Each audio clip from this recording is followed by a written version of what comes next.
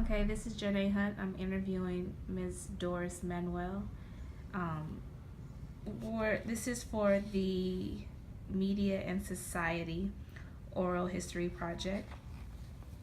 Ms. Manuel, thank you for letting me interview you today. You're welcome. I want to talk about sound recording. What records did you listen to when you were growing up? I listened to Sam Cooke, um, Elvis Presley, Fats Domino, Little Richard, Jackie Wilson. That's just to name a few. And do you know who was your favorite recording artist growing up as a kid? Like, who did you like to listen to the most? It was so many. I really, it was Marvin Gaye. Okay. Marvin Gaye, Stevie Wonder was one of my favorites. Marvin Gaye and Stevie Wonder. And let me backtrack. I really loved Aretha Franklin. I got to say Aretha Franklin.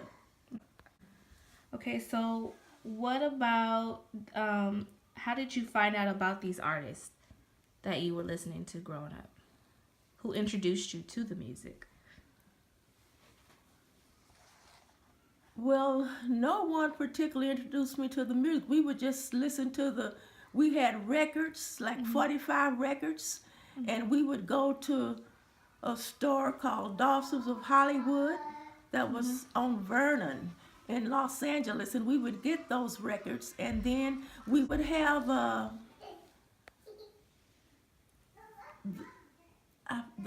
dance program. I can't even think of it, that used to come on every Saturday. It was American Bandstand. American Bandstand.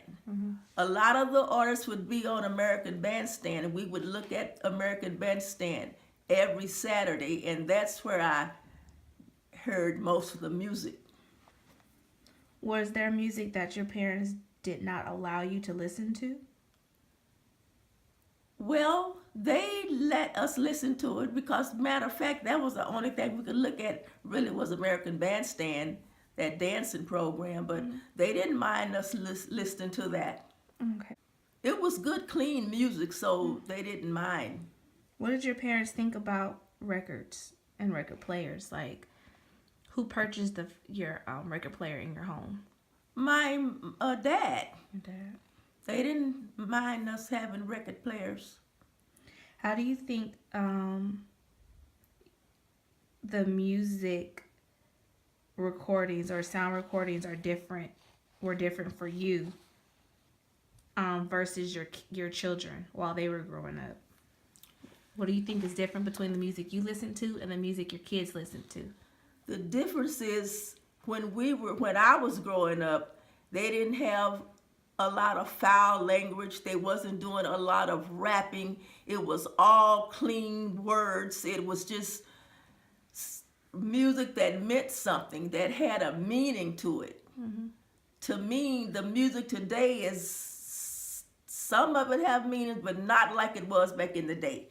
All the records were clean that I know of. Wasn't any cursing or anything in it. People using your body parts in the songs or nothing like that. It was just good, clean music. Now, do you know some of the music that your kids listen to? Because I interviewed your daughter and she mentioned a lot of like the emotions, and she said she listened to Marvin Gaye, she listened to The Temptations, she listened to Janis Joplin. Was it any music that you didn't want your children to listen to while they were growing up? No, because I didn't play any of the music it was the music that they listened to was almost like the ones I listened to, but my children, they really didn't just listen to music, but if I had some jazz on or if I played it in the car on the radio, it was good, clean music. So that's where they got that from. Oh, you remember about radio growing up? I remember listening to um, stories like they have now called like The Young and the Restless. We would listen to those on the radio. And one of the ones we listened to was Helen Trent, and I can't really think about what I do remember Helen Trent. We would listen to it on the radio. It was like a continuation, like The Young and the Restless or The Guiding Light, but it was on the radio then. Why did you like them? Well, I just got into it. I've always liked listening to adventurous stories like that, and it was entertaining because we didn't have a TV. Also, it started off for you. Media really was radio. Radio.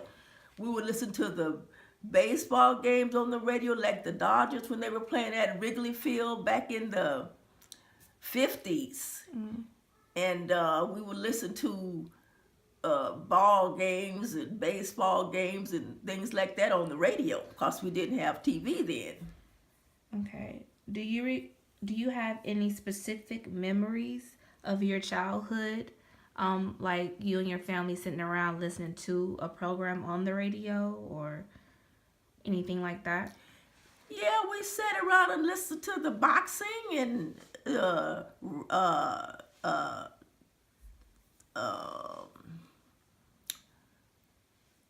different. There was church radio programs that came on the radio. We listened to that, and mostly sports like baseball. Okay. Let's move over into television. What was it like when TV became available to you and your family? Well, TV became to me and my family in 1949. On the block where we lived on Holmes Avenue, we were the first family to have a TV. So we would invite all the kids in the neighborhood to come over and watch TV, and we charged each child 5 cents to come watch movies on TV. So your TV experience with your family was also with the neighborhood kids. Yes. So it was like an event every time. Everybody like a came big over event on Sunday and watched TV. And so were you only allowed to watch TV on a certain day, or were you allowed to watch it every day? We watched it mostly on weekends because through the week we did homework, so we wasn't allowed to watch TV. So it was monitored. Yes. Okay. Do you know how much the TV set cost back then? You remember? Well, you were a kid, so you probably wouldn't even. I don't know how much they cost, but I know they were very inexpensive. Everything back in 1949 was inexpensive. So, but then to some people it was expensive. Yeah. What were there a lot of channels, TV channels? I think we had 3 or 4. That's it. The most is 5.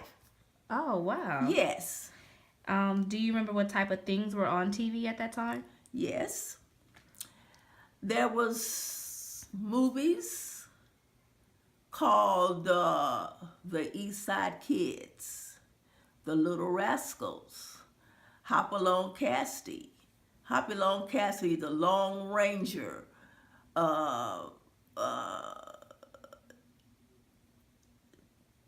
did I say, what's that? Alfalfa? Yeah. That's the Little Rascals. The Little Rascals. I said that. Yeah. The Little Rascals, Amos and Andy.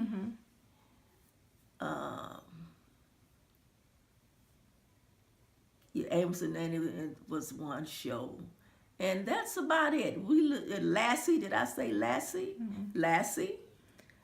Now, with how you watch TV with all your brothers and sisters and neighborhood kids, was it like that for your children when they started watching television? No, Did they watch a lot of TV? Yeah, they watched some TV, but they wasn't like glued to the TV all the time because they were, doing homework and they had homework to do, and so it wasn't. They just didn't. They wasn't glued to the TV. Okay. Let's talk about movies. What was your first movie experience like? And how different are the movies now than from when you were growing up? My first movie experience was at a theater called the Largo Theater.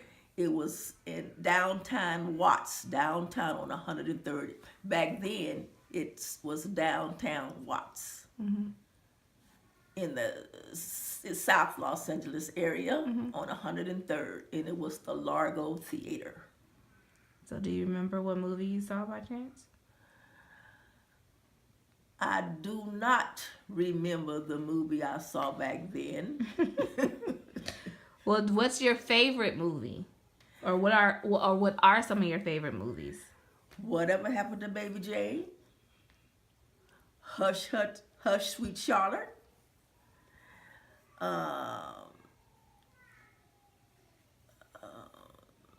Let's see. What about Gone with the Wind? Do you remember how, like, all the hoopla about Gone with the Wind? Because that was a pretty long movie. Yeah. And it was back then, that movie was expensive to make. It was crazy. So, did you ever see that movie? I did see Gone with the Wind several times. And Marilyn Monroe had a movie out that was very popular back in the day. Some Like It Hot? Some Like It Hot. 7 Year Itch? Yes, that was Marilyn Monroe. I looked at those. Well, that concludes our interview. Well, I Thank you. And thank you so much for interviewing me.